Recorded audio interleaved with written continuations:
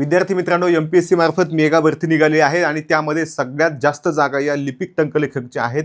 टायपिंगवर जास्त जागा आहेत आणि ह्या लिपिक टंकलेखक बद्दल आपण सगळी माहिती टाकणार आहोत. याआधी आपण टॅक्स असिस्टंट पदाबद्दल संपूर्ण माहिती टाकली होती की त्यांचं पगार, काम, जाहिरात, पुढं काय होतं, प्रमोशन काय होतं, ट्रेनिंग काय असतं, सुट्ट्या काय असतात, सवलती काय असतात. तसंच तुम्हाला इथं सुद्धा सांगणार आहे. माझं स्वतःचं टॅक्स असिस्टंट म्हणून सुद्धा सिलेक्शन झालेलं आहे. त्यासोबत PSI म्हणून सुद्धा दोन्हीही सिलेक्शन पहिल्याच अटेम्प्टला झालेले आहेत. राज्यसेवेच्या मुलाखती दिल्या, परंतु जसं तुमच्या पदरी अपयश येत आहे तसं आमच्या पदरी सुद्धा अपयश आलं, अंतिम सिलेक्शन झालं नाही आणि फक्त मुलाखती दिल्या म्हणून कोणीही विचारत नाही. इथं मात्र सिलेक्शन होतं, मुलाखत देऊन फायनल सिलेक्शन होतं PSIला. लिपिक टंकलेखक टॅक्स असिस्टंटला मात्र मुलाखत नसते, फक्त पूर्व आणि मुख्य दोनच परीक्षा आहेत. आता लिपिक टंकलेखक पदाबद्दल अनेक विद्यार्थ्यांना माहिती नसते. गावाकडची मुलं असतात, जवळचं कोणी नातेवाईक शासकीय सेवेत नसतं, असलं तरी त्याला नीट माहिती नसतं. ती आपलं काहीतरी आगाऊपणे तुम्हाला मोगम सांगतंय अंदाजे. आता पहिला विषय आहे की मी स्वतः नुसतं सिलेक्ट झालेलं नाही तर प्रशासनामध्ये काम केलेलं आहे, त्यामुळे ॲक्च्युअल गोष्टी काय आहेत त्यासुद्धा मला माहिती आहेत. म्हणून मी तुम्हाला ओरडून हा व्हिडिओ सांगणार आहे. ज्या विद्यार्थ्यांचं टायपिंग झालं असेल, तुमचे मित्र असतील, तुमचे ग्रुप असतील, नक्की व्हिडिओ पाठवा की बाबा नक्की काय आहे, कोणाचं चांगलं आहे, कोणाचं वाईट आहे आणि आपण काय केलं पाहिजे. आता बघा, इथं आपण काय बघणार आहेत, सगळी जाहिरात बघणार आहेत, प्रमोशन बघणार, तुमची बदली, अभ्यासक्रम, पगार, पैसे कसे खायचे, पात्रता, सुट्ट्या, सुविधा, तुम्ही मेलात तर काय होणार, तुम्हाला इन्शुरन्स मिळणार का, काय काय पेन्शन बंद झाले, कसं मिळणार मग पेन्शन, ह्या सगळ्याच गोष्टी बघणार आहोत. यासोबत तुम्हाला जर काही डाऊट असतील तर ते सुद्धा तुम्ही कमेंटमध्ये टाकायचे आहेत. आणि आपल्या महाराष्ट्र अकॅडमी ॲपमध्ये तुम्हाला आम्ही दररोज एक टेस्ट मोफत देत आहोत, दररोज चालू घडामोडी मोफत देत आहोत, सराव प्रश्नाच्या सहित देत आहोत आणि त्यासोबतच तुम्हाला झालेल्या प्रश्नपत्रिका, नोट्ससुद्धा आम्ही हे सगळं फुकट सांगतोय. त्यासोबत दररोज कमीत कमी 3-4 तास तुम्हाला आम्ही यूट्यूबला महाराष्ट्र अकॅडमी आणि MPSC फॅक्टरी दोन्हीही चॅनल एकच आहेत, फक्त ते स्पेशल MPSCसाठी बनवलंय आणि इकडं दोन्ही तुम्हाला कॉमन मिळणार आहे. मग आता विषय असा आहे की तुम्हाला जर ह्या गोष्टी कळल्या तरच तुम्हाला पुढं अभ्यास कसा करायचा हे कळणार आहे. बॅच नाही घेतली तरी तुम्ही कमीत कमी मोफत स्टडी मटेरियलचा फायदा घ्यायचा आहे. कारण तुमच्यासारख्याच मी सुद्धा शेतकरी कुटुंबातला आहे, मी सुद्धा झेडपीत शिकलेलो आहे आणि मी सुद्धा गावाकडे बसून अभ्यास केलेला आहे. प्रश्न असा आहे की त्यासोबत ज्या विद्यार्थ्यांना ह्या पदाबद्दल नीट माहिती नसती, फक्त टायपिंग केलंय, देतंय एक्झाम किंवा टायपिंग करायचंय, प्लॅन आहे, फॉर्म भरलाय, पुढं काय असतं माहिती नाही, हे सगळं तुम्हाला सांगणार आहे. आता ह्याच्यामध्ये नवीन एक अनाउन्समेंट करायची की हे आपलं ऑल इन वन पुस्तक येते. जसं तुम्ही याआधी एकनाथ पाटील ठोकळा बघितला असेल की जो तुम्हाला MPSC सरळ सेवेला होता, तसं आपण इथं MPSC गाईड हे पुस्तक काढलेलं आहे, जे MPSCच्या पुस्तकामध्ये तुम्हाला रिव्हिजन करायला मिळणार आहे. बेसिक टू ॲडव्हान्स सुद्धा सगळंच दिलेलं आहे, पण रिव्हिजन करण्यासाठी तुम्हाला खूप बेस्ट असणार आहे. नवीन विद्यार्थ्यांना जर असं वाटतं की मला 2च महिन्यात प्रिलिम पास व्हायची, जसे तुम्ही झालात तसं तुम्हाला हे ऑल इन वन एकच पुस्तक आहे, जे खूप जबरदस्त आहे. चांगला रिस्पॉन्स त्याला येणार आहे, येत आहे. आणि त्यासोबत जर तलाठी भरतीची तुम्हाला बॅच घ्यायची असेल, म्हणजे तलाठी भरती, PSI, STI, ESO, लिपिक, टॅक्स असिस्टंट सगळ्यांसाठी आता एकच सिलेबस झालेला आहे. आणि ह्याच्यामध्ये तलाठी थोडं ट्रेंडिंगला आहे ना, जसं लिपिक टंकलेखक थोडं 2 नंबरला गेले, तलाठी 1 नंबरला आहे, तसं इथं काय आहे म्हणून आपण ते नाव दिलेलं आहे. तुमच्या समोर जे शिकवणारे लोक आहेत ते UPSC MPSC मधून सिलेक्ट झालेले आहेत. पहिल्या अटेम्प्टला UPSCतून 2 वेळा पोस्ट आहे, पहिल्या अटेम्प्टला MPSC मधून 2 वेळा पोस्ट आहे. त्यासोबत जे शिकवणारे आहेत ते MPSC मधून वेगवेगळ्या ठिकाणी मुलाखती दिलेले आणि संबंधित विषयाचे तज्ज्ञ सुद्धा आहेत. त्याचा तुम्हाला 100% फायदा होणार आहे. ऑफरमध्ये तुम्हाला संपूर्ण बॅच पूर्व आणि मुख्य फक्त 1500 रुपयात मिळणार आहे. ह्याचा 100% लाभ घ्या. जर तुम्हाला शिकवणं नाही आवडलं तर तुम्ही बॅच घेतल्यानंतर आम्हाला 4 ते 5 दिवसात सांगा की बाबा तुम्ही काय शिकवताय आम्हाला काय कळत नाही, तुमचं स्टडी मटेरियल मला स्टँडर्ड वाटत नाही, माझी आजी मेली, माझी मावशी आजारी, काहीही कारण सांगून तुम्ही तुमची फी 100% रिटर्न घेऊ शकता.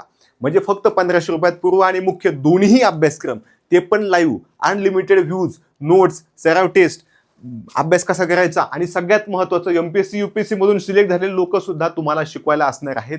ह्याचा तुम्ही फायदा घ्या आणि तुम्हाला नाही आवडलं तर पैसे सुद्धा रिटर्न घेऊ शकताय. ठीक आहे, आता आपण सगळं बघणार आहोत. ही पात्रता तुम्हाला माहित असेल की शिक्षण आपल्याला कमीत कमी पदवी लागते. ठीक आहे, त्यानुसार तुमचं जे वय आहे ते 18 लागते. इकडे आता MPSCने 38 केले आणि कॅटेगरीच्या लोकांसाठी एकदम 43 करून ठेवले की डायरेक्ट तुमचं सिलेक्शन लग्नानंतर होतंय किंवा एकदम अक्षरशः निम्म्या वयामध्ये सिलेक्शन होतंय. प्रश्न असा आहे की तुम्ही इथून मागं काय केलं हा मॅटर करत नाही. इथून पुढे तुम्हाला काय करायचं, तुमचं सिलेक्शन करून घ्यायचं आहे की नाही, ह्या गोष्टी तुमच्या महत्त्वाच्या आहेत. 1 मिनिट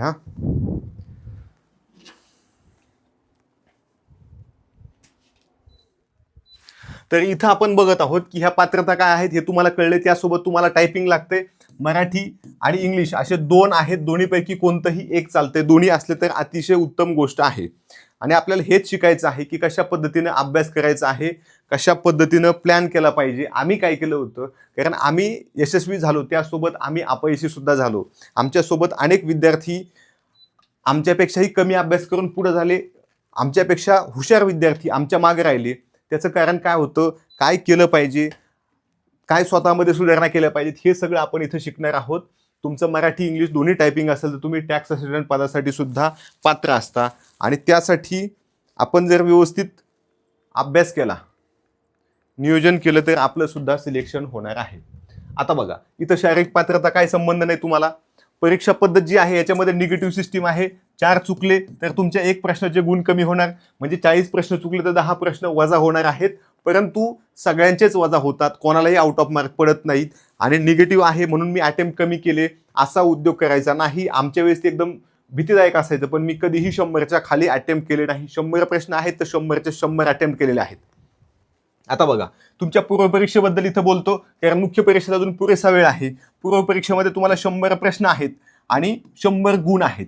मेरिट अंदाजे किती लागणार आहे, कधी लागतंय 40, कधी लागतंय 19, कधी लागतंय 38, ठीक आहे, कधी 50 लागतंय. परंतु जशा जागा कमी जास्त होतात, जसं पेपर अवघड सोपा येतो त्याच्यानुसार तुमचं मेरिट कमी जास्त होत आहे. आता प्रश्न आहे की यावेळेस बाबा अंदाजे मेरिट किती लागेल, जर ॲव्हरेज पेपर आला तर तुमचं मेरिट लागणार आहे 35-37, ठीक आहे. टेन्शन घ्यायचं नाही, एवढंच मेरिट लागणार आहे. ओपन जनरलचं सांगतोय, त्यातही तुम्ही महिला आहात, कुठल्या तरी कॅटेगरीमध्ये आहात, स्पोर्ट्समध्ये आहात, माजी सैनिक आहात, तर अजून थोडं मेरिट कमी लागणार आहे.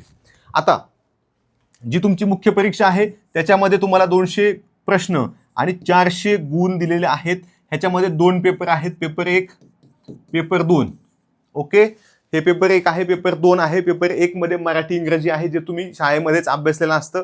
आणि पेपर 2 मध्ये शाळेच्या अभ्यासासोबत इतर काही घटक असतात. ह्याच्यामध्ये तुम्हाला इतिहास आहे, भूगोल आहे, विज्ञान आहे, अर्थशास्त्र आहे, तंत्रज्ञान आहे, गणित बुद्धिमत्ता आहे. अवघड असं काही नाही.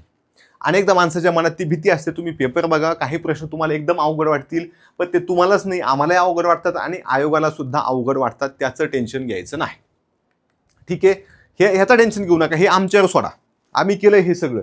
खूप वेळ लागत नाही. जर एखादा मंद बुद्धीचा असेल, एखाद्याचा मेंदू चालतच नसेल तर त्याला वेळ लागतो. ॲव्हरेज मुलांना जर व्यवस्थित सांगितलं, त्यांनी व्यवस्थित प्लॅन केलं तर 100% सिलेक्शन होते. आता बघा ह्याच्यामध्ये जे विषय आहेत ते तुम्हाला आधीच सांगितलेत की इतिहास, भूगोल, विज्ञान, अर्थशास्त्र, राज्यशास्त्र हे विषय आहेत. त्याचा अभ्यासक्रम तुम्हाला कुठेही मिळेल. तरी तुम्हाला कुठं अडचण आली तर आपली हेल्पलाईन आहे, तिथं तुम्ही संपर्क करू शकता. महाराष्ट्र अकॅडमीच्या ॲपमध्ये एक व्हॉट्सअपचा लोगो आहे, त्याच्यावर फक्त क्लिक केलं की तुम्हाला जी अडचण आहे ती तुम्ही सांगू शकता. त्याचं उत्तर तुम्हाला मिळत असते. पण त्यासोबत तुम्ही अभ्यास केला पाहिजे. फ्री का होईना पण आमच्याकडून घ्या आणि अभ्यास करा, जेणेकरून तुमचं सिलेक्शन होईल. आता बघा मुलांना जी आवड असते की बाबा मी ठीक आहे अभ्यास करतोय, मला आत्ताच एवढा 10-10 हजार खर्च येतोय, किंवा माझ्या घरची परिस्थिती अशी आहे, मला अजून घर घ्यायचं आहे, गाडी घ्यायची, आयफोन घ्यायचा आहे, तर माझा पगार किती असेल. पहिली गोष्ट ही तुम्हाला पेमेंट स्लिप आहे, ओरिजिनल आहे. आता ह्याच्यामध्ये जे नाव आहे हे नाव तुम्ही वाचू नका, ह्याचा काय फरक पडत नाही समजा. परंतु इथं तुमची पेमेंट स्लिप आहे. बेसिक पे दाखवलं इथं 19,900. S6 नाही, S6 ही पे स्केल आहे लिपिक टंकलेखक पदाची. जशी टॅक्स असिस्टंटची काय आहे, S8 आहे, S बँड येतो, हे वाढत वाढत जातं. तसं तुमचं PSI ST आहे तिकडं S13-14 होत जाते. जसं जसं पे स्केल वाढत जाईल तसं तसं तुमचा पगार वाढत जातो. ही गोष्ट लक्षात घ्यायची आहे. प्रत्येकाला प्रमोशन आहेत, प्रत्येकाला चांगली संधी आहे, प्रत्येक विभाग वेगवेगळा आहे आणि तेच तुम्हाला सांगणार आहे. आता इथं काय होतंय, हा जो मुलगा आहे ह्याला इन हँड पेमेंट सध्या 7व्या वेतन आयोगानुसार 30,000 पेमेंट हातात येते. पण हातात येते म्हणजे बाकीचं कुठं जाते, बाकीचं इथंच जाते. काय होतंय, तुमचा जो हा DCPS आहे, ठीक आहे, इथं डिडक्शन ॲडिशन म्हणजे यानं काहीतरी लोन काढला असणार आहे, त्यासोबत तुमचा जो प्रोफेशनल टॅक्स आहे तो थोडा कट होतोय. अशा पद्धतीनं तुमचा थोडाफार पैसा शासन तुमच्या भविष्यासाठी, तुम्ही मेलात तर तुमच्या मुलांना उपयोगी पडन, किंवा तुम्हाला भविष्यात गरज लागली, मुलगी शिकायला गेली, मुलगा म्हणतोय लग्न करायचंय, फ्लॅट घ्यायचंय, तर त्यासाठी उपयोगी पडन म्हणून शासन काय करते, तुमचा काही फंड आधीच बाजूला काढून ठेवतोय. त्याला PF म्हणतात. म्हणजे तुम्हाला आता पगार आहे पण पेन्शन नाही. पण पेन्शनची तुम्हाला अडचण येऊ नये, म्हातारपणाला तुम्हाला तुमच्या मुलांनी सांभाळलं नाही, तर आपली म्हातारीची सोय लागण्यासाठी शासन तुमची आत्तापासून काळजी घेते. शासनानं काय केलं की तुमच्या पगारातून विशिष्ट अमाऊंट कट करायची, त्याच्यामध्ये स्वतःचे पैसे टाकायची, ते बँकेत ठेवायची किंवा एखाद्या उद्योग व्यवसायात लावायची आणि त्यातून नफा कमवून ते हळूहळू तुम्हाला नंतर रिटायरमेंटला 2 कोटी रुपये द्यायची. तुमच्या रिटायरमेंटच्या दिवशी तुमच्या अकाउंटला 2 कोटी रुपये गोळा करण्यासाठी शासनानं ही स्कीम काढली आहे. तुम्ही म्हणता नाही माझा काका रिटायर झाला त्याला कुठं मिळाली. अरे हो, पण हे तुझं चाललंय. तुमचं अजून सिलेक्शन होणार आहे, तुमचं सिलेक्शन होणार आहे, एवढी मोठी भाववाढ होणार, तर ही जी आजची व्हॅल्यू आहे ती कुठेतरी 50-60 लाख रुपये असणार, जास्त असणार नाही. आजचं व्हॅल्युएशन सांगतो मी, कारण तुमचं वय कमी जास्त आहे. एखादा विद्यार्थी जो आहे व्हिडिओ बघतोय तो 18 वर्षाचा आहे, एखादा माजी सैनिक आहे किंवा एखाद्याचं खूप वय झालंय तर ते बिचारा 40-42 आहे, त्याला काय एवढे पैसे मिळणार नाहीत. आले का लक्षात? ते 2 कोटीचे 4 कोटी सुद्धा मिळणार आहेत. तुम्ही PF जर काढला नाही तर तुम्हाला ते पैसे जास्त मिळणार आहेत. शासनाच्या दिवसेंदिवस स्कीम बदलत असतात. आता पेन्शन मात्र 100% बंद झालेलं आहे, त्याच्यामुळे त्याचा विचार करायचा नाही. लक्षात घ्यायची गोष्ट की तुम्हाला सध्या 7व्या वेतन आयोगानुसार 30,000 इन हँड पेमेंट येणार आहे. बाकीचं पेमेंट तुमचं थोडं टॅक्स आणि तुमच्या भविष्यासाठी शासन बाजूला काढून ठेवत असते. आता ह्याच्यामध्ये तुम्ही म्हणाल की तुम्ही तर म्हणले होते 50-50 हजार पेमेंट होणार, तर आता बघा 8वा वेतन आयोग ज्यांनी कधी काम केलं नाही त्यांना हे कळणार नाही, पण जे कोणीतरी माजी सैनिक आहेत, कोणाच तरी भाऊ बहीण आधी शासकीय नोकरीला होते त्यांना कळलं की 8वा वेतन आयोग हा 1 जानेवारी 2026 पासून ऑलरेडी लागू झालेला आहे. मग महाराष्ट्रात जरी तो 2029ला समजा लागू झाला, इकडे किती 26ला लागू झाला आणि महाराष्ट्रवाल्यांनी समजा 2028ला लागू केला, तर 2 वर्षामध्ये ह्या पगारात जो फरक पडतो तो वन टाइम तुमच्या अकाउंटला 3 लाख येऊन जातात. 2 लाख येतात, एक सोडून 2 टप्प्यात येतात, पण ते पैसे कुठेही जात नाहीत. महाराष्ट्र शासनानं आतापर्यंत कोणाचेही पैसे बुडवले नाहीत, त्यामुळे तुमचे बुडवणार नाहीत. ठीक आहे. मग आता ही गोष्ट लक्षात घ्या की ह्याच्यामध्ये पगार किती वाढत. कुणीतरी येतं म्हणतं 8व्या वेतन आयोगानुसार आता पगार तुमचा दुप्पट होणार आहे, 50% वाढणार आहे. नाही, इथून मागचा तुम्ही अंदाज घेतला तर साधारणपणे 17% ते कुठेतरी 24% ह्या रेंजमध्ये तुमचा पगार वाढलेला आहे. मग आपण ॲव्हरेज त्याचं 20% पकडूया. मग जर तो तुम्हाला 30,000 पगार आहे इन हँड सध्या, जी क्रॉस सॅलरी एवढी आहे, त्याच्यासोबत जेव्हा हे लागू होईल, आता 2028 नाही सांगत, कारण हा फरक तुम्हाला मिळणार आहे. मग ह्याच्यामध्ये तुम्हाला जवळपास 6,000 रुपये म्हणजे 36-37 हजार रुपये तुम्हाला इन हँड पेमेंट मिळणार आहे.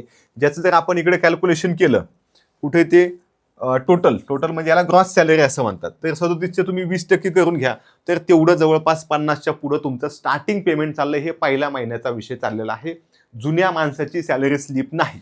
जे नवीन विद्यार्थी लागलेत आता आपलेच की 5-6 महिने झाले, 4 महिने झाले, त्यांची सॅलरी स्लिप आहे. ही गोष्ट खूप महत्त्वाची आहे, कारण हे बघा इथं दिसतं 2025 नोव्हेंबरची, म्हणजे त्याच्यानंतर त्यांचे कमीत कमी एकदा तरी पगार वाढलेले आहेत. हे जे तुम्हाला इथं 30,000 दिसतंय हे कुठेतरी आता जवळपास 31ला गेलेलं असतं, कारण ते 3-4% दरवर्षी वाढतात, महागाई भत्ता वाढत असतोय. ठीक आहे. आता बघा प्रमोशन, एक अजून अडचण असते की बाबा लिपिक टंकलेखकच्या जागा जरी एवढ्या असल्या, 3,100 जागा सध्या आहेत, प्लस अजून वाढणार आहेत, वेगवेगळ्या विभागांच्या जागा वाढणार आहेत असं त्यांनी स्वतः सांगितलंय. MPSCने सांगितलंय, वेगवेगळ्या विभागाने सांगितलंय की आमच्या जलसंपदा विभागाच्या सगळ्या जागा आम्ही MPSCकडे देणार आहोत. मग देणार आहोत म्हणजे जागा वाढणार आहेत, जागा वाढणार आहेत म्हणजे मेरिट कमी लागणार आहे. मग आपल्याला हीच संधी आहे आणि ह्याच संधीचा आपल्याला लाभ घ्यायचा आहे. मग ह्याच्यामध्ये काय आहे तुमचे प्रमोशन की सध्या तुम्ही लिपिक टंकलेखक म्हणून सिलेक्ट झालात, पण तुमची रँक चांगली आहे. माझं सिलेक्शन झालं, माझी रँक 100वी आहे. आता स्किल टेस्ट नाही, टायपिंग सर्टिफिकेट हेच अंतिम आहे. त्यातही माजी सैनिक असेल किंवा खेळाडू असेल त्यांना अजून वेगळ्या सवलती आहेत की तुम्ही सिलेक्शन झाल्यानंतर द्या. ठीक आहे, कारण त्यांना वेळ नसतो. माजी सैनिक हे आपल्यापेक्षा खूप मेहनतीने खूप काम केलेलं असतं त्यांनी, त्याच्याबद्दल कोणीही निगेटिव्ह बोलण्याचं काहीच कारण नाही. ठीक आहे. आता तुमचं सिलेक्शन झाल्यानंतर तुम्हाला ऑप्शन येतात की तुम्हाला ह्या विभागामध्ये जायचं आहे. तर ज्यांना महसूल विभागामध्ये निवडलं जातं त्या लिपिकांना महसूल सहाय्यक असं म्हणतात. कळलं का? असा प्रश्न येईल परीक्षेत तुम्हाला की खालीलपैकी कोणाला महसूल सहाय्यक म्हणतात. तर महसूल सहाय्यक कोणाला म्हणतात? MPSC गट क मधून निवडल्या गेलेल्या लिपिक टंकलेखक, ज्यांना महसूल विभागामध्ये लिपिक टंकलेखक म्हणून निवडलं जातं त्यांना आपण महसूल सहाय्यक असं म्हणतोय. ठीक आहे. मग महसूल सहाय्यक काय, लिपिक टंकलेखक काय, इतर ज्या विभागात असतात, मग RTO असेल, तुमचा पोलीस विभाग असेल किंवा इतर विभागात तुम्हाला पाठवलं जातं, जलसंपदा असेल, ग्रामीण विकास असेल, जे काय असेल तिथं, तर तिथं पाठवल्यानंतर अगदी मंत्रालयात असेल तुम्हाला लिपिक टंकलेखक असंच म्हणत असतात. आणि एकदा तुम्हाला होम डिपार्टमेंट मिळालं की तिथून बदली करणं अवघड आहे. म्हणजे तुम्ही म्हणाल की नाही आता मी सध्या पोलीस विभाग घेतो आणि 2 वर्षांनी बदली झाली का मी काय करतो जलसंपादनाला जातो. मग जलसंपादन सोडलं की इकडे कुठेतरी मंत्रालयात जातो, मंत्रालयातून अजून खाली निघतो. असं चालत नाही. तुम्ही मंत्रालयात गेले की तुम्ही मंत्रालयीन संवर्गात जात असता, तिथंच तुम्हाला काम करायचं आहे. तसं इथं तुम्ही महसूल सहाय्यक झालात, तुम्हाला कोणाच तरी पीए म्हणून संधी मिळाली, मग तुम्ही जाऊ शकताय. किंवा तुम्हाला गव्हर्नमेंटनं काहीतरी विशेष ऑर्डर काढली की हे तात्पुरती आमच्याकडे निवडणूक विभागात पाठवण्यात यावेत किंवा हे अमुक अमुक पोलीस विभागात यांची तात्काळ नियुक्ती करण्यात यावी कारण हे खूप हुशार आहेत, आम्हाला आवडले आहेत किंवा तुमचा वशिला आहे, तर तुम्हाला तिकडं महसूल सहाय्यक म्हणून सुद्धा इकडं तिकडे जाऊ शकतो किंवा लिपिक टंकलेखक सुद्धा इकडे तिकडे जाऊ शकतो. मग विषय असा आहे की एकूण ज्या जागा असतात त्यापैकी साधारणपणे 15-20% जागा ह्या महसूल सहाय्यक पदाच्या असतात. म्हणजे महसूल सहाय्यक म्हणजे काय आहे की महसूल विभागामध्ये जे आधी कारकून पद होतं तेच आता त्याला महसूल सहाय्यक म्हणतात. पण त्याआधी जिल्हा निवड मंडळाकडून भरलं जायचं, करप्शन व्हायचं, तुम्हाला सगळ्यांना माहिती. पण आता ते एमपीएससीकडे गेलं, मग एमपीएससीकडे गेल्यानंतर मग सगळ्यांना आवडायला लागलं हे पद. हे पद का आवडायला लागलं त्याचं कारण सांगतोय की इथं यांना वेतन आपण बघितलं एवढं आहे S6 मध्ये. आता ह्यांचं प्रमोशन काय होतं, साधारणपणे 6 ते 7 वर्षानंतर ह्यांना डायरेक्ट तलाट्याच्या वरची पोस्ट मिळते, मंडल अधिकारी किंवा सहाय्यक महसूल अधिकारी. सहाय्यक महसूल अधिकारी नावाची एक पोस्ट आहे की कोणाला मिळतीये, महसूल सहाय्यकांना. आणि ह्यांचं वेतन डायरेक्ट S12 होतंय. आले का लक्षात? S12 म्हणजे प्रचंड वेतन मिळतं यांना. म्हणजे ऑलमोस्ट PSI पेक्षा एखादी दुसरी लेवल कमी एवढं पेमेंट मिळतंय. परंतु तिथंच लिपिक टंकलेखकचं मात्र जे पेमेंट आहे ना ते पेमेंट फक्त आणि फक्त S8नच होते. म्हणजे हे 2 घरं पुढे जाते, हे डायरेक्ट 6 घरं पुढे जाते. ते पण हे लवकर जातात 6-7 वर्षातच. यांना 10-10 वर्ष लागतात. प्रत्येक विभागानुसार बदल होतोय. परंतु विद्यार्थी हे का घेत आहेत त्याचं कारण काय आहे, प्रमोशन चांगलं आहे, विभाग चांगला आहे, प्रमोशन नंतर होणारं पद सुद्धा चांगलं आहे. मंडळ एखाद्याला मिळालं, एखाद्याला सहाय्यक म्हणजे जुना अव्वल कारकून जे होतं ना त्याला काय म्हणतात सहाय्यक महसूल अधिकारी हे पद मिळालं तर त्याला कामाची संधी चांगली आहे, त्याला पैसे खायचेत. ही फॅक्ट आहे. तुम्हाला सगळ्यांना माहिती की आपला देश हा भ्रष्टाचारामध्ये टॉपला आहे. आपला देश हा प्रेस फ्रीडम इंडेक्समध्ये खाली आहे. म्हणजे आपला देश एकंदर करप्टेड, जुन्या विचारांचा आणि मागासलेला आहे. आपल्याला कोणी म्हणत नाही भारत अमेरिकेपेक्षा जास्त विकसित आहे, असं कोणी म्हणू शकत नाही. आपली विकासाची तुलना कुठं, बांगलादेश, नेपाळ, भूटान, पाकिस्तान, श्रीलंका इकडे आपली तुलना, आफ्रिका पलीकडे गेलं तर आपली सिंगापूरची, आपली चायनाची, जपानची तुलना होत नाही. अमेरिका आणि युरोपचा काही संबंधच नाही, ते लयच पुढे येतं. मग आपल्याकडे काय आहे, करप्शन आहे, हे त्याचं मेन कारण आहे. आणि अनेक जण तुम्हाला माहिती की चांगला चांगला जॉब सोडून इथं काय येतात, कारण मलई खायला आहे. मलई हे खातात, मलई वरचे खातात, मलई मंत्री खातात, मंत्री सोडून केंद्रातले पण सगळे खातात. सगळे इथं मलई खाण्यासाठी बसलेले आहेत. ही फॅक्ट आहे, ही सगळ्यांना माहिती आहे. असं नाही की खालचे लोक पैसे खातात मुख्यमंत्र्यांना माहित नाही, सगळं माहिती आहे. मुख्यमंत्र्यांपर्यंत टक्केवारी जात नाही का, जात असणार ना, तुम्हाला पण माहिती आहे. असं कसं होईल की एकच अधिकारी 20 वर्ष झाले पुण्यातच नोकरी करतोय, IAS आहे, इथून तिथं तिथून इथं, कशामुळे होतंय, काहीतरी झोल आहे. झोल असल्याशिवाय होत नाही. तुमचा रस्ता का उखडतोय, कारण पैसे खाल्ले जातात. 20 कोटी रस्ता मंजूर झाला तर फक्त 3 कोटीत रस्ता मंजूर होतो, 17 कोटी कोणी ना कोणी खातं. तुम्हाला माहिती किती 56% पैसे हे टक्केवारीत जातात. कलेक्टरचे वेगळे, अधिकाऱ्याचे वेगळे, इंजिनियरचे वेगळे, मंत्रालयाचे वेगळे. मग मंत्रालयात कोणाला पैसे देतात, तिथं नेऊन शिपायला नाही, मंत्र्यातच पैसे देतात. मग एवढी यांची श्रीमंती कशी काय होती, एवढे उत्सव कसे होतात, एवढा खर्च कसा होतो इलेक्शनला, इकडूनच पैसा असतो. फक्त विरोधात असलं की बोलायचं, चला तो पॉलिटिक्सचा विषय. पण इथं काय आहे की आपले लोक ह्याला पहिला प्रेफरन्स देतात आणि ह्याला दुसरा देतात. त्याचं कारण काय आहे की इथं भविष्य खूप चांगलं आहे. पैसे खाण्याचं असेल, सॅलरीचं असेल, नसेल खायचं नका खाऊ, का आमचं काय म्हणणं नाही, आम्ही काय खा म्हणत नाहीत किंवा नको म्हणत नाहीत. शेवटी तुम्हाला जे करायचं ते तुम्ही करणारच आहात, त्यामुळे तुम्ही तेच करा. परंतु इथं प्रमोशन चांगले आहेत, इथं प्रमोशन त्या मानानं उशिरा होत आहेत, प्रमोशन त्या मानानं चांगले नाहीत. भविष्यातलं काय होईल माहीत नाही, परंतु सध्याची कंडिशन अशीच आहे. त्यामुळे विद्यार्थी इथं प्रेफरन्स देतात. त्यामध्येही ह्या लिपिक टंकलेखकमध्ये सुद्धा जे मंत्रालयीन लिपिक टंकलेखक आहेत त्यांना मात्र मुंबईत खूप जास्त खर्च असतो आणि मुंबईत जवळच्या जवळ दबाव आणता येतो ना. मुख्यमंत्र्याचं ऑफिस 5व्या मजल्यावर, हे 4थ्या 5व्या 6व्या मजल्यावर. मग ह्यांची संघटना जाऊन भेटते की बाबा नाही आपल्या लोकांना घ्या पुढं, लय खर्च आहे, लय अवघड आहे, खूपच काम आहे आम्हाला. मग इथं मुख्यमंत्री त्यांना थोडीशी देतात, सगळेच देतात. तर यांना प्रमोशनची सुद्धा संधी चांगली आहे. पण सध्या फक्त मंत्रालयीन लिपिकांना, ह्या सगळ्या लिपिकमध्ये. परंतु प्रत्येकाला काय व्हायचं, महसूल सहाय्यक का माहिती का, ग्रामीण भागात पोस्ट मिळते. चला स्वतःच्या जिल्ह्यात नाही, शेजारच्या जिल्ह्यात, पण ग्रामीण भागात मिळते. चला मुंबईला मिळाली तर बदली तर होईल, बदली तर होईल. इथं काय आहे, मुंबईत मंत्रालयातून बदली होत नाही. मंत्रालयाची काही शाखा नाही. पुण्यात एक शाखा, नगरला एक शाखा, बीडला एक शाखा, अशी शाखा कोणती नाही. म्हणून इथं प्रॉब्लेम आहेत. मग ह्या प्रमोशनवरून तुम्ही लक्षात घ्यायचंय की आपल्याला जास्तीत जास्त अभ्यास करायचा आहे. फक्त सिलेक्शन होणं आणि टॉपची रँक केलं ह्याच्यामध्ये फरक आहे. जसं तुम्ही PSI झाले, STI झाले, काय फरक नाही पडत, घंटा फरक पडत नाही. तुम्ही टॅक्स असिस्टंट झाले, असं नाही की टॅक्स असिस्टंट झालो मग तुला जास्त पगार, हा शेवटी आलाय मग ह्याला कमी पगार, ह्याचं प्रमोशन उशिरा, त्याचा काहीच संबंध नाही. पण इथं फरक पडतोय. इथं काय फरक पडतोय, जर तुम्ही पहिले 100-200 मध्ये आलात तर तुम्हाला महसूलमध्ये मिळणार आहे, तुमचं भविष्य चांगलं आहे, तुम्हाला सॅलरी चांगली आहे, तुम्हाला मलई चांगली आहे. मलई शब्द वापरतात, सगळे वापरतात, तुम्हाला पण माहिती. मनातली मनात हसायचं नाही, ज्या फॅक्ट आहेत त्या समजून घ्यायच्यात. ठीक आहे. तर ही इथं असं आहे. इथं मात्र लिपिक टंकलेखक मंत्रालयात जाणारे लोक शक्यतो मुंबई ठाणे ह्या पट्ट्यातले असतात किंवा काहींना मुंबईची प्रचंड आवड असते. जनरली आपले ग्रामीण भागातून येणारे लोक असतात, त्यांना एवढी गर्दी जमत नाही, म्हणून ते मुंबईला नकोच म्हणतात, टाळतात शक्यतो. 2-5% लोक असतात की त्यांना मुंबई आवडते.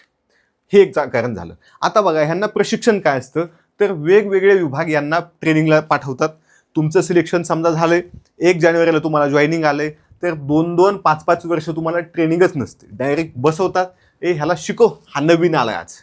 मग त्याच्यासमोर ते कागद टाकतात, हा कॉम्प्युटर, हे तुझा ID, हे तुझं ID कार्ड आणि कर काम. डायरेक्ट कामाला चालू होतं. खूप झालं तर काही ठिकाणी 15 दिवसाचं ट्रेनिंग असतं. इकडे तिकडे कुठल्या तरी जिल्ह्यात बोलवतात, लोणावळ्याला या, यशोदाला या बसा, गप्पा हाना, खा प्या, एन्जॉय करा, काहीतरी एक्झाम असते, टाइमपास, सर्टिफिकेट देतात, चलो निघो. म्हणजे प्रशिक्षण म्हणजे काय, तुम्हाला तहसीलदारासारखं प्रशिक्षण नसतं. प्रोबेशनरी पिरियड, CPTP, या यशदाला जा, इकडे दौऱ्यावर जा, कलेक्टर दौऱ्यावर जा, न्यायालयाच्या दौऱ्यावर, असं काही नसतं. डायरेक्ट कामाला जुंपलं जातं. तिथं मात्र प्रॉपर प्रोफेशनल ट्रेनिंग दिलं जातं. ही गोष्ट लक्षात ठेवायची की प्रशिक्षण म्हणून काहीच नसतं असं म्हणलं तरी चालेल. अनेकदा तुमचं जॉईनिंग होणार 1 जानेवारी समजा 2028ला झालं समजा, तर 2030ही गेलं आणि 35ही गेलं, तुम्हाला कधीही ट्रेनिंग येणार नाही. असं पण होणार आहे. काहींना येईल सिलेक्शन नंतर, जॉईनिंग नंतर 2 महिन्यात, 4 महिन्यात, पण 8-15 दिवसाचं ट्रेनिंग मॅक्सिमम. ठीक आहे. आता बघा, बदलीसाठी तेच नियम आहेत जे इतर पोस्टला असतात. आता ह्याच्यामध्ये गट क पदाची पोस्ट ही, तुम्ही माजी सैनिक आहात तर तुम्हाला देताना स्वतःचा जिल्हा किंवा तुम्ही मागाल तो जिल्हा दिलेला असतो. एखादा माजी सैनिक चंद्रपूरचा आहे पण तो म्हणला नाही मला मुंबईतच सेटल व्हायचंय, त्याला मुंबई देतात. एखादा जर म्हणला मी चंद्रपूरचा आहे, शक्यतो मला चंद्रपूरमध्ये टाका, नाही तर मग आमचं गडचिरोली आहे जवळ, तर त्याला गडचिरोलीला पण टाकलं जातं, चंद्रपूरला पण टाकलं जातं, त्यांना अडवत नाहीत. एखादा असे की त्याला काहीतरी अजून वेगळे प्रॉब्लेम आहेत, मेजर प्रॉब्लेम आहेत, किंवा त्याचे काहीतरी मेजर गट्स आहेत की बाबा तो स्पोर्ट्समध्ये आहे, नॅशनल होता, तो इकडे तिकडे खेळलाय, तिथं त्यानं सिल्वर मेडल जिंकून आणलंय, त्याचं सिलेक्शन झालं, तरी त्याला तिथं पाहिजे तिथं दिलं जातं, जेणेकरून त्याची प्रॅक्टिस होईल स्पोर्ट्समध्ये असेल तर. एखादी व्यक्ती अपंग असेल तर त्याला सुद्धा स्वतःचा जिल्हा मिळतो किंवा तो मागन तो जिल्हा मिळण्याची शक्यता असते. पहिल्यांदाच सांगतोय, आता बदली करायची, तर बदली करण्यासाठी तुम्ही कमीत कमी 3 वर्ष एका ठिकाणी असले पाहिजेत. काही विभागात ते 5 वर्ष आहे. म्हणजे तुमचं सिलेक्शन झालंय, चला माझ्यावर पकडूया, माझं सिलेक्शन झालं लिपिक टंकलेखक म्हणून, टॉपची रँक आणली मी. अर्थात आतापर्यंत माझी रँक फक्त 2 आकडेच होती, तर मला यांनी अव्वल कारकून महसूल सहाय्यक म्हणून घेतले. महसूल सहाय्यकचं मला पहिल्यांदा 2रा जिल्हा मिळालाय. मग तिथं मी गेलोय आणि तिथं मला त्यांनी सांगितलं की आपला नियम 5 वर्षाचा आहे. तर 5 वर्ष काहीच बोलायचं नाही, गप तिथं राहायचं. 5 वर्षांनी मला बदली करायची, त्यांना कारणं लागतात, का बदली करायची, मग तुला ह्या जिल्ह्याच्या बाहेर सोडायचं का, कशी काय प्रोसेस आहे. मग ह्याच्यामध्ये वेगवेगळे क्रायटेरिया आहेत की तुमचा हेल्थ इश्यू आहे स्वतःचा, किंवा तुमच्या मुलांचा आहे, तुमच्या बायकोचा आहे, किंवा नवऱ्याचा आहे, जे काय असेल ते आईवडिलांचं आहे, तर तुम्हाला अशा वेळेस तुमच्या स्वतःच्या जिल्ह्यात किंवा तुमच्या सोयीच्या जिल्ह्यात पाठवलं जातं.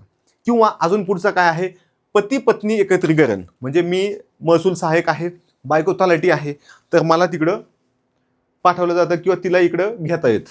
म्हणजे अशी पण सवलत आहे. मग तुम्हाला स्टेट गव्हर्नमेंटमध्ये नोकरी असेल किंवा सेंट्रलमध्ये असेल किंवा गव्हर्नमेंट ॲडेड एखादी संस्था असेल, म्हणजे माझी बायको मास्तरीने झेडपीला आहे, पण झेडपी म्हणजे प्राथमिक झेडपी नाही, की एखादी रयत शिक्षण संस्था आहे, रयत शिक्षण संस्थेमध्ये तिला परमनंट नोकरी आहे, तर ती कुठेतरी साताऱ्याला आहे, मी कुठेतरी बीडला आहे, माझं गाव पुणे आहे, तर मग ते मला तिकडून इकडे पाठवतात, कारण रयतच्या संस्था तिकडं नाहीत. म्हणजे पती पत्नी एकत्रीकरण, जेणेकरून फॅमिली डिस्टर्ब व्हायची नाही, अशा हिशोबाने ती बदली करत असतात. अजून एक विषय असतो की तुमचा तो कालावधी झाल्यानंतर तुम्हाला त्या स्थानिक जागेतून दुसरीकडे हलवावंच लागतं. म्हणजे मी गेलोय आणि मला पनवेल मिळालं, रायगड मिळालं, पनवेल मिळालं, तर मला 5 वर्षानंतर त्या तालुक्याच्या बाहेर हाकलणं आवश्यक आहे. 5 वर्षापर्यंत माझी 1-2 वेळा बदली तालुक्यातल्या तालुक्यात होऊ शकते, नंतर मात्र तालुक्याच्या बाहेरच टाकावं लागतं, असा एक नियम आहे. त्यासोबत मी काही कारण नसताना त्यांना सांगितलं की मला माझ्या जिल्ह्यातच जायचंय आणि तिकडे जागा पण व्हॅकंट आहे. तिकडच्या माणसांनी सांगितलं की तुला NC देतोय, म्हणजे नो ऑब्जेक्शन सर्टिफिकेट, NOC. तर यांनी दिलं तरी माझी बदली होऊ शकते. अशा काही अटी आहेत, त्याच्यामध्ये शासन थोडाफार बदल करत असतं, ह्याच्यापेक्षा वेगळं नाही. ठीक आहे, म्हणजे तुमच्या बदलीची ती गोष्ट कळली. आता सुट्ट्या बघा, महसूल सहाय्यक म्हणजे काय आहे, सिव्हिल पोस्ट आहे. पोलीसवाल्यांना आठवड्याचे एकच सुट्ट्या आहेत. पोलीस सोबत तुमचं परिवहन विभाग असेल, तुमचा उत्पादन शुल्कचा विभाग असेल, वन विभाग असेल, हे जे सगळे युनिफॉर्म पोस्ट आहेत यांना आठवड्यातून एकच सुट्टी असते. इतरांना मात्र आठवड्याच्या 2 सुट्ट्या असतात. जर 52 आठवडे पकडले तर तुम्हाला हे 104 सुट्ट्या एका वर्षाच्या मिळतात. आपण 365चा हिशोब काढत आहोत. 365 पैकी 104 तर असेच गेले. मग अर्जित रजा तुम्हाला असतात 30, म्हणजे तुम्ही अर्ज द्यायचा आणि हे सगळ्या पेड सुट्ट्या असतात. पेड सुट्ट्या म्हणजे काय आहे, तुम्ही घरी आहात पण पगार चालू आहे. म्हणजे समजा मी अर्जित रजा घेतली, मी सांगितलं की आता मी 6 महिने झाले ऑफिसला येतोय, आता मला सुट्टी पाहिजे, वरिष्ठांकडे मी परवानगी मागितली, वरिष्ठांनी परवानगी दिली आणि मी 1 महिनाभर स्वतःच्या लग्नासाठी नातेवाईकांना लग्नाच्या पत्रिका दे, पोरांसोबत बोंबलत हिंड, ढाब्यावर जेवायला जायचे, बायकोला घेऊन कुठेतरी जायचे, तर अशा वेळेस मला 30 दिवस सुट्टी मिळते आणि 100% पेमेंट केलं जातं. मोजत राहा फक्त 134 झाल्या. किरकोळ रजा नावाचा एक विषय, ह्याच्यामध्ये 8 सुट्ट्या असतात की मी अचानक काहीतरी काम निघालं, अचानक सांगितलं की जरा गावाकडं प्रॉब्लेम झाला थोडासा, ये बाबा तू, XYZ, शेजाऱ्यांसोबत भांडणं झालीत, शेतीचं काहीतरी काम निघालंय, मित्राचं लग्न आहे, मित्राच्या भावाचं लग्न आहे, गर्लफ्रेंडचं लग्न आहे, तर तुम्हाला तिथं सुद्धा किरकोळ रजा मिळते, जे तुम्ही न सांगता सुद्धा जाऊ शकता किंवा सांगून सुद्धा जाऊ शकता. ठीक आहे, मग ही किरकोळ कामासाठी 8 सुट्ट्या. मग वैद्यकीय रजा असतात 15 म्हणजे फुल पे, किंवा तुम्ही 30 दिवस हाफ डे घेऊ शकता. समजा मी आजारी पडलोय, ॲक्च्युअल आजारी पडलो असेल, मेडिकल सर्टिफिकेट काढायचं, त्यांना पाठवायचं आणि त्यांना सांगायचं मी आता येऊ शकत नाही, बरं होईल तोपर्यंत. पण असं नाही करायचं कधी की नेमकं महत्त्वाचं काम आहे, मार्चंट चालू आहे, तुम्ही गप्पा हाणताय, फुकटचं काहीतरी सल्ले देताय, तर इथं मात्र तुम्हाला त्रास होतोय. म्हणजे कलेक्टरचा दौरा आहे तुमच्या तालुक्यात, मंत्री येणार आहे आणि तुम्ही काय म्हणले, नाही मला मेडिकल प्रॉब्लेम झाला आहे. हां, ॲक्च्युअल झाला ते सोडतात, पण झाला नाही ना, तुम्ही जर खोटं बोलताय ना, कामात तिथं अडचण करताय ना, मग लय ताण देतात तुम्हाला. निवडणुकीचं काम आहे, तुमच्या जनगणनेचं काम आहे, असं जर काही काम असेल तर तुम्हाला सुट्टी दिली जात नाही. तुमचा खूपच इमर्जन्सी प्रॉब्लेम असेल तर तेही समजून घेतात. पण अनेकदा काय असतं कर्मचाऱ्यांना, मित्राच्या भावाचं लग्न आहे, अरे बाबा तुझ्या मित्राच्या भावाचं लग्न, इथं आग लागली ना तालुक्याला, इथं माणसांची गरज आहे ना आपल्याला, मग हे अलाव नसतं. ठीक आहे, मग हे 15 दिवस सुट्ट्या सुद्धा तुम्ही घेऊ शकता एका वर्षामध्ये, आणि इथं तुम्हाला सुद्धा ती सॅलरी 15 दिवसाची मिळणार आहे. मग आता हे बघा, आपण हे 23 पकडूया टोटल सुट्ट्या. आणि मातृत्व रजा ह्या महिलांना आता 6 महिन्यावरून 9 महिने करण्यात आले आहेत. लेकरं सांभाळण्यासाठी मुलाच्या बापाला, ते लहान बाळाच्या बापाला सुद्धा एका मुलासाठी 15 दिवस सुट्टी देतात. आईला इथं 9 दिवस सुट्टी दिली जाते. त्यासोबत तुम्हाला बाकीचे सुद्धा भत्ते वगैरे मिळत असतात की बाबा आता तू शासकीय नोकरीला आहेस, 9 महिने तर घरीच राहा. म्हणजे तुम्ही कधी घ्या, त्या प्रेग्नन्सीमध्ये पहिल्या दिवसापासून कधीही घेऊ शकताय, ज्याचे तुम्हाला फुल पेमेंट मिळणार आहे. पण बायका काय करतात, 7व्या-8व्या महिन्यापासून गायब होतात.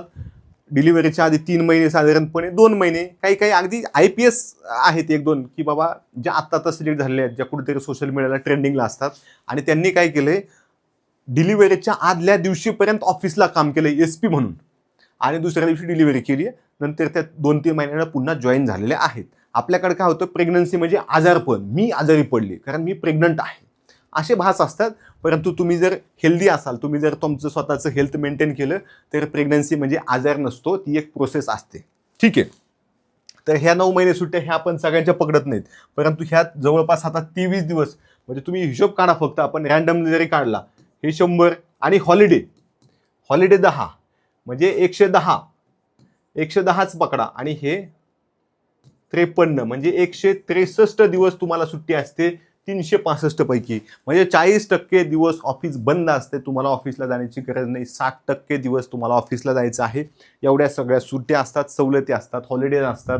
तुम्हाला दिवाळीला 4-5 दिवस कमीत कमी सुट्टी असते, तुम्ही ती वाढवून घेऊ शकता. मग त्याच्यामध्ये लोक काय करतात, किरकोळ रजा टाकतो, सुट्टी जोडून आली का मेडिकल टाकतो, मग ते जोडून घेतात, काही अर्जित रजा पण घेतात आणि त्याचा तिथं बेनिफिट करून घेतात. आता जे आपले विद्यार्थी लवकर सिलेक्ट होतात किंवा पुढची एक्झामची तयारी करायची असते, तर असे जे विद्यार्थी आहेत ते काय करतात, वैद्यकीय रजा टाकतात. 6 महिने झाले माझं दुखत आहे, मग 6 महिने झाले ह्याचं काय दुखतंय माहिती का, ह्याला अभ्यास करायचा आहे. आता आम्ही तेच केलेलं आहे.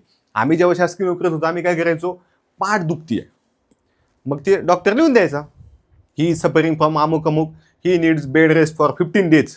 मग आम्ही दर 15 दिवसाला सर्टिफिकेट पाठवायचं. असे आम्ही 6-6 महिने काढले. PSIच्या ट्रेनिंगला शेवटपर्यंत नाहीच गेलो.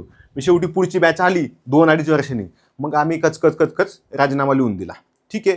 तसंच इकडं पण टॅक्स असिस्टंटच्या जॉबमध्ये पण हेच केलं. नाही जायचं, काही होऊ दे, जायचंच नाही. काय तुम्हाला नोटीस पाठवायच्यात, काय तुम्हाला सस्पेन्शन पाठवायचे, काही पण चौकशी लावा, येणारच नाही.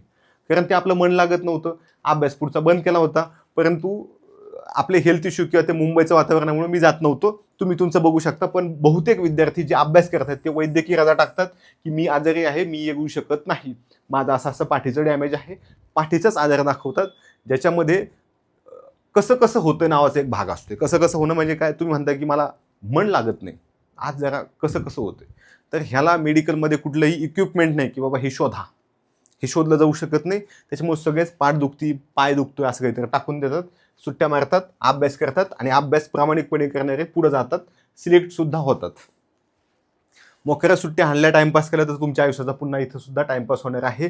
कारण जेवढ्या सुट्ट्या तुमच्या पडत्या तेवढं प्रमोशन तुमचं स्लो होणार आहे. तुमच्या शेजारच्या लोकांचं प्रमोशन होणार, तुमचं होणार नाही. ठीक आहे. आता सुविधा काय आहेत, त्याच सुविधा आहेत की वैद्यकीय खर्च, तुमची किडनी गेली, हात मोडला, पाय मोडला, आजारी पडले, कोमात गेले, तुम्ही, तुमची बायको, तुमची आई वडील, मुलं, हे सगळे आले, तुमच्या चुलत्याचा वैद्यकीय खर्च इथं शासन देत नाही, तुमच्या मावशीचा खर्च देत नाही. फक्त आणि फक्त तुमचा फॅमिली खर्च, त्याच्यामध्ये तुमचे 2 मुलं, 2 सोडून दुसऱ्यांदा जुळं झालं तर 3 मुलं, आई वडील आणि तुमची बायको, मुलगा असेल तर, मुलगी असेल तर तिच्या नवऱ्याला सुद्धा सुविधा मिळते, काय अडचण नाही. ह्याच्यामध्ये तुमचं मेडिकल बिल पास करताना मात्र थोडी टक्केवारीचा विषय होतो, तो पण सगळ्यांना माहिती. त्याच्यामुळे ते अँटी करप्शनच्या खूप सगळ्या केसेस होतात, थोडं स्लो होतं, परंतु तुम्हाला वैद्यकीय खर्च सगळा मिळतो, किडनी लिव्हर ट्रान्सप्लांट सहित. फक्त तिथं ते म्हणतात शासकीय दवाखान्यात जा, तिथं तुम्ही जात नाहीत, म्हणून टक्केवारीचा विषय चालू होतो. आता बघा, घर भाडं मिळतं किंवा तुम्हाला शासकीय घर मिळतं. आता जो तुमचा पगार दाखवला त्याच्यामध्ये आपण घर भाडं घेतलेलं होतं. चुकून जर तुम्हाला एखाद्या महसूल कॉलनीमध्ये, तुम्ही जिथं नोकरीला आहात तिथं घर असेल तर तुमचं त्या 30,000तून सुद्धा पगार वजा होतो. आलंय का लक्षात? इथं तुम्हाला 26च मिळतं. पण 8वा वेतन आयोग तुम्ही 20% हाईक पकडूनच चालायचं आहे. म्हणजे जिथं तुम्हाला 30,000 पगार दिसतो तिथं तुम्हाला 36,000 इन हँड दिसणार. तुमचं सिलेक्शन होऊस तर तो 38ला जाणार आहे. त्याचं कारण काय आहे की दरवर्षी तो पगार वाढत असतोय, दरवर्षी तो महागाई भत्ता सुद्धा वाढत असतोय, त्याचा तुम्हाला फायदा होणार आहे. समजा असं झालं की तुमचं सिलेक्शन झालं, पहिल्या दिवशी तुम्ही येत होतात, नवीन गाडी होती आणि तुम्हाला कळलं नाही आपल्याच शासनानं पैसे खाल्ल्यामुळे रस्त्याला खड्डे पडले आहेत आणि त्या खड्ड्यात तुमचं तंगडं अडकलं, गाडी अडकली, तुम्ही पडलात, तुमचा मृत्यू झाला, डायरेक्ट मेलात. हेल्मेट नव्हतं ना, सवय तशी शासनाला सवय नालायकपणाची, तशी आपल्याला सवय. मग हेल्मेट नसल्यामुळे तुम्ही खड्ड्यात गाडीतून खाली पडला, तुमच्या डोक्याला जबरी मार लागला, तुम्ही मेलात. आता काय? आता तुम्ही शासनाचे जावई झाला होता कारण तुम्ही जॉईनिंग केलं होतं. मग शासन काय म्हणते की ठीक आहे, आता ह्याचं लग्न झालं होतं का बघा एकदा. मग शासन म्हणते ठीक आहे, याचं लग्न झालं होतं, त्याच्या बायकोला नोकरी देऊन टाका. मग त्यांच्या तपासीत आढळलं की बायको स्वतः नोकरीला आहे. मग शासन म्हणते जाऊ द्या, मग यांच्या घरी काहीतरी फंड द्या मोठा 5-25 लाखाचा, किंवा मग घरच्यांना थोडंफार आईवडिलांना पेन्शन म्हणून द्या, असं ते सोय करतात. त्यांच्या असं लक्षात आलं चौकशीमध्ये की ह्याचं लग्न अजून जमवायचंच चाललं होतं, हे मुलगी बघायलाच जाणार होतं ना, आजच मेलं. तर अशा वेळेस काय होतंय की तुमच्या घरामध्ये जर कोणी भाऊ बहीण बिना लग्नाचा असेल तर त्याला ती नोकरीची संधी मिळते. लग्न झालं असेल पण डॉक्युमेंटला केलेलं नसेल तरी सुद्धा ती संधी मिळते. त्यासोबत तेही तुम्हाला नको असेल किंवा भाऊ नाही बहीण नाही, एकुलता एक होता, गाडीहून सिलेक्शन झालं, गावात सत्कार झाले, ऑफिसला जात होता, खड्ड्यात अडकला, पडला, मेला, अजून लग्नच जमायचं होतं, मुलगीच बघायला जायचं होतं 2-3 दिवसानं. तर अशा वेळेस त्याच्या आईवडिलांना त्याचं थोडक्यात पेन्शन म्हणून दिलं जाऊ शकतं, किंवा त्यांना दर महिन्याला हाफ पगार मिळतो, फुल पगार नाही. म्हणजे जर तुम्हाला इथं इन्क्रिमेंट पकडून 38,000 पेमेंट होतं तर तुम्हाला इथं 19 येणार. ह्याच्यासोबतचे तुमच्या जो मुलगा गेलाय आता, जो गाडीवरून पाडला, लग्न जमवायचं होतं अजून, तर त्याच्या घरच्यांना जसं इकडं पेमेंट वाढेल तसं ते सुद्धा वाढून दिलं जातं. ठीक आहे. अपंगत्व आलं, पण काय होतं, एखाद्याचं गाडीहून चालत होता, गाडीहून जात असताना डोक्यात हेल्मेट होतं, पण खड्डा आडवा आला, मग ह्यानं गाडी इकडे तिकडे केली आणि ह्याचं तंगडं मध्ये अडकलं, तंगडं तुटलं म्हणजे कायमचा लांगडा झाला. ऑपरेशन करून पाय काढावा लागला, थोडाफार का होईना, हा लांगडा झाला किंवा हात झाला. मग ह्याला अपंगत्व आल्यामुळं आता ह्याचं कामाचं काय, आता हे फुकट गाय सांभाळणं आलं ना, आलं का लक्षात. मग हे सांभाळण्यासाठी शासनानं काय केली तुम्हाला सुविधा, की तुम्हाला तुमच्या सोयीनं काम देण्यात येईल. मग तुमची बदली होईल तुमच्या जिल्ह्यात हवी असेल तर, किंवा तुम्हाला फील्ड वर्क न देता ऑफिस वर्क दिलं जाईल. मग तुम्हाला जिथं व्हिजिटची गरज आहे तिथं तुम्हाला व्हिजिटला पाठवलं जाणार नाही, जर तुम्हाला जाण्याची इच्छा नसेल तर. म्हणजे अशा पद्धतीने काय केलं, शासनाने तुमच्यासाठी सुविधा केलेल्या आहेत. ठीक आहे. पण तुमचा पाय मोडला म्हणजे तात्पुरता नाही, कायमचा काढून टाकला थोडक्यात तुकडा, तर अशा वेळेस तुमच्या बायकोला, तुमच्या आईवडिलांना काहीही सुविधा मिळत नाही. फक्त तो जो खर्च आला तो शासन देत असते. ठीक आहे. किरकोळ प्रवास भत्ता उगाच देतात. व्हिजिट असेल तर महिन्याचे 1,500 रुपये पेट्रोलचे म्हणून देतात, बिल दिलं तर. एवढाच विषय आहे, वेगळ्या काही सुविधा नसतात. तुमचं प्रमोशन होतंय, तुम्हाला दरवर्षी 3-4% इन्क्रिमेंट मिळते. त्यासोबत महागाई भत्ता जसा केंद्र शासनाचा वाढेल तसा इकडे सुद्धा वाढवतात. दर 8-10 वर्षांनी नवीन वेतन आयोग येतो, त्यानुसार सुद्धा 15-20% वेतन वाढते आणि प्रमोशन सुद्धा होतंय. त्यासोबत जो तुम्हाला वेळ मिळतो त्याच्यातून तुम्ही अभ्यास करू शकता, वेगळं काहीतरी डोकं चालवू शकता, किंवा तुमच्या जे जीवन तुम्हाला जगायचे राहून गेलं आपल्या MPSCच्या नादात, ते सुद्धा तुम्ही जगू शकता. कारण आपल्या अकाउंटला आता पैसे येणार आहेत महिन्याला, आणि काहींना मलाई सुद्धा घ्यायची आहे. ज्यांना घ्यायची आहे त्यांनी घ्यायची आहे. कामाचं स्वरूप काय आहे लक्षात घ्या. आपली गटकची जी पोस्ट आहे ह्याच्यामध्ये काय असतं माहिती का, खूप जास्त तुम्हाला ऑथॉरिटी दिली जात नाही, कारण आपली शेवटी पोस्ट ही क्लेरिकलची आहे. वरिष्ठ सांगल, ए बाबा त्या फाईल घे, ह्या फाईल व्यवस्थित लाव, अमुक याचं डॉक्युमेंट काढा, ह्या कंपनीचं किंवा ह्या संस्थेचं किंवा ह्या जमिनीचं जे काय असेल ते तुम्ही काढायचे. ते वरिष्ठ सांगेल की बाबा ही अशी प्रोसेस आहे ती करून घे, ह्याला मेल पाठव, उद्या कोर्टात जायचे, तू जा, मी तुझ्यासोबत येतो किंवा तू माझ्यासोबत जा, किंवा तुझ्यासोबत अजून 2 जण घेऊन जा. तुमच्यापैकी जो हुशार असेल त्याला चांगलं काम सांगितलं जातं, शिकवलं जातं. शेवटी कोण जवळचं आहे ह्याच्यापेक्षा कोणाला काम येतं हे खूप महत्त्वाचं आहे, आणि तशानुसार तुम्हाला काम दिलं जातं. सुरुवातीला तुम्हाला इन्चार्ज म्हणून काहीच नसते. तुम्हाला ऑफिसमध्ये वेगवेगळ्या प्रकारची कामं आहेत, त्यापैकी कोणतंही काम दिलं जाऊ शकतं. त्यासोबत तुमचं दप्तर मेंटेन करणं, थोडक्यात डॉक्युमेंट, ज्या गोपनीय गोष्टी असतील त्या मेंटेन करणं, हे सुद्धा तुमचं एक काम असते. आणि प्रमोशन झाल्यानंतर मात्र तुम्हाला थोडं अधिकाऱ्याच्या पॉवर मिळतात. मग तुम्ही साध्या डिपार्टमेंटला असाल, लिपिक टंकलेखक म्हणून जॉईन झालात तर तिथं काय वरिष्ठ लिपिक होतं फक्त. पण तुम्ही मंत्रालयात असाल तर तुम्ही तिथे ASO होताय, आणि थोडं सहाय्यक कक्ष अधिकाऱ्याला थोड्याफार पॉवर आहेत. थोड्याफार म्हणतो मी, जास्त नाही. कक्ष अधिकाऱ्याला मात्र बऱ्याच पॉवर आहेत. तुम्ही अनेक असे डॉक्युमेंट बघितले असतील की त्याच्यावर खाली नाव असतं, विठ्ठल बडे कक्ष अधिकारी, मंत्रालय, मुंबई, महसूल विभाग. आलं का लक्षात. तर ती पॉवर कक्ष अधिकारी आणि तिथून पुढे चालू होती, कारण नावातच कक्ष अधिकारी आहे, सहाय्यक कक्ष अधिकारी नाही. ठीक आहे.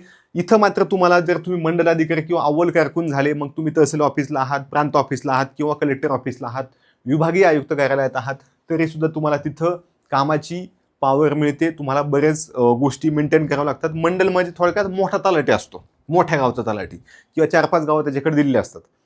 तर अशा वेळेस तुम्हाला तिथलं सगळं पीक पाहणी असेल, सातबारा असेल, डॉक्युमेंट असेल, अतिक्रमण असेल, शासनाच्या योजना असतील, अशा बऱ्याच कामं करावी लागतात. ठीक आहे. कामाचं स्वरूप असं टेन्शन घेण्यासारखं काही नाही, सगळे कामं नॉर्मल आहेत. ठीक आहे. पुढचा विषय आहे की आता जाहिरात आलेली आहे, 3,100 एवढ्या जागा तुमच्या लिपिकच्या आहेत, त्या जागा वाढणार आहेत, स्पष्ट सांगितले. मग ह्या 3,000च्या 8,000 झाल्या, तरी मला सांगू नका की एवढ्या कसं काय झाल्या. त्या होऊ शकतात. 3,000च्या 3,000 होऊ शकतात, 3,000च्या इथं 5,000 होऊ शकतात. 5,100 जागा लिपिक टंकलेखक, कोणतंही टायपिंग चालतंय, एक कोणतं तरी पाहिजे, नंतर स्किल टेस्ट नाही. आणि टॅक्स असिस्टंटच्या जागा आहेत त्या जवळपास 400च्या आसपास आहेत. त्या वाढतील की नाही माहिती नाही. एवढं लक्षात ठेवायचं की टायपिंगवर सध्या MPSC मधून 2 पोस्ट आहेत. जे विद्यार्थी आधी कधीतरी सरळ सेवेमधून लिपिकची तयारी करत होते त्यांनी टेन्शन न घेता व्यवस्थित अभ्यास करायचा. अवघड काही नसते. तुम्हाला चुकीचं गायडन्स मिळतं किंवा तुम्ही योग्य गायडन्स घेत नाहीत आणि इथं तुमचं नुकसान होतंय. ठीक आहे. आता तुम्हाला हेच सांगतोय पुन्हा एकदा की जास्त उगच फापट पसारा वाचू नका. मी स्वतः अभ्यास करत असताना प्रत्येक विषयाला सेपरेट पुस्तकं वाचले होते. एक एक विषयाला 2-2 पुस्तकं वाचले होते. तेच आम्ही तुम्हाला PSI STIला सांगतोय. परंतु ते इथं का नाही सांगत माहिती का? अभ्यासक्रम सेम आहे, काठिण्य पातळी सेम आहे, पण मेरिट असं आणि असं आहे. आपल्याला इथं तर बसा एकदा, लेवलला तर या, मग करता येईल ना पुढं. तुम्ही लिपिकानंतरही कलेक्टर होऊ शकता, तुम्हाला कोणी अडवलेलं नाही. फक्त प्रश्न असा आहे की तुम्हाला कमी वेळेत जास्त अभ्यास करण्यासाठी प्रॉपर नियोजन पाहिजे. आम्ही ह्या फक्त MPSC गाईडमध्ये तुम्हाला प्रॉपर सगळं दिलेलं आहे, जे तुम्हाला वाचण्यासाठी रिव्हिजनसाठी पुरेसं आहे. ह्या पुस्तकासोबत थोडंफार गणित आणि चालू घडामोडी आम्ही दिल्यात, पण ॲडिशनल चालू घडामोडी तुम्ही वाचू शकताय. तुम्हाला मी गॅरंटी देतो, थोड्या प्रश्नांच्या सरावानं, PYQनं आणि ह्या पुस्तकानं तुम्ही आरामात टॅक्स असिस्टंट, लिपिक या पदासाठी, तलाठी ह्या पदाच्या मुख्य परीक्षेला डोळे झाकून असणार आहात. लिहून देतो. जर असं झालं नाही की बघा तुमच्या पुस्तकातून तेवढे प्रश्नच आले नाही, तुमच्या पुस्तकातून फक्त 20च प्रश्न आले, 10च आले, तर मला सांगा. आणि मेरिट किती लागतं हे पण बघा. मी सांगतोय का तुम्ही मुख्यला गॅरंटीनं बसणार. ठीक आहे. आणि तलाठी भरतीची आपली विजयपद बॅच आहे, जी MPSC गट क, लिपिक, टॅक्स असिस्टंट सगळ्याच पदांसाठी उपयुक्त आहे. ह्याचा तुम्ही 100% फायदा घ्या. तुम्हाला गरज असेल तर, वेगळं काही असेल तर सांगा. आम्ही दररोज टेस्ट टाकतोय, झालेल्या प्रश्नपत्रिका आहेत, नोट्स आहेत, त्याचा फायदा घ्या. फ्री लेक्चर आम्ही यूट्यूबला घेतो, त्याचा सुद्धा फायदा घ्या. यूट्यूबचं जे नोटिफिकेशन आहे त्याचा जो घंटा आहे तो दाबून ठेवा, जेणेकरून आम्ही जेव्हा लाईव्ह येऊ तेव्हा तुम्हाला कळेल आणि त्याचा तुम्हाला फायदा होईल. ठीक आहे. सगळे शिकवणारे चांगले लोक आहेत. तरी सुद्धा तुम्हाला काही डाऊट असेल तर तुम्ही नक्की विचारा. आपली हेल्पलाईन आहे. तुमच्या महाराष्ट्र अकॅडमीच्या ॲपमध्ये जे खाली व्हॉट्सॲपचं चिन्ह आहे ते दाबलं की तुम्ही डायरेक्ट आम्हाला कॉन्टॅक्ट करू शकता. मग आम्ही तुमच्या प्रत्येक प्रश्नाचं उत्तर द्यायलाच तिथं बसलेलो आहोत आणि त्यासोबत आम्ही प्रॉपर शिकवत आहोत. अनलिमिटेड व्ह्यूज तुम्हाला दिलेले आहेत. अजून बऱ्याच गोष्टी आहेत. आता तुमचा प्रश्न आहे तो की बाबा ज्यांनी शेतकरी कुटुंबातून गावाकडे बसून पहिल्या अटेम्प्टला 1 नाही 2 वेळा पोस्ट काढल्यात, UPSCतून काढल्यात, MPSCमधून काढल्यात, मुलाखती दिल्यात, शिक्षक तज्ज्ञ आहेत त्यांच्याकडून शिकायचं की जे प्रिलिमच पास नाहीत अशांकडून शिकायचं की जे फक्त MPSCचा ब्रँड बनवल्यासारखं काहीतरी सांगत असतात किंवा आम्ही भारी येतं, आम्हाला येतं असं सांगतात. तुम्ही तुमचं ठरवायचं आहे. आता आम्ही आमचं सांगितलंय. ज्याला वाटतंय की बाबा ह्याचं सिलेक्शन झालं नव्हतं, हे खोटं बोलतंय किंवा ते ढेकळे सर खोटं बोलतात, तर त्यांनी दणक्यात केस टाकायची आहे. केसचा जो खर्च आहे तो नंतर आम्ही देऊ शकतोय, काही अडचण नाही.